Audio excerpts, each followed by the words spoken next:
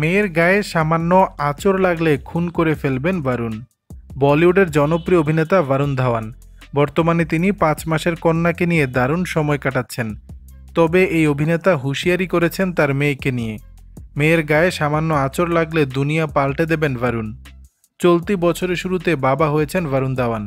অভিনেতা নিজের জীবনের নতুন অধ্যায়কে ঘিরে দারুণ উচ্ছ্বসিত। তার ছোটবেলার বান্ধবী নাতাশা দালালকে 2021 সালে বিয়ে করেন বরুণ।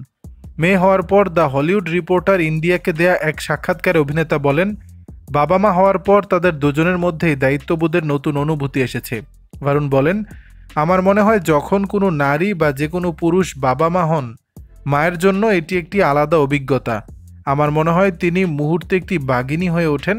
কিন্তু একজন মানুষ হিসেবে আমি বলবো, যখন আমরা পুরুষরা বাবা হই তখন কোনো কারণে আপনি আপনার মেয়ের প্রতি একটা সুরক্ষা অনুভব করেন।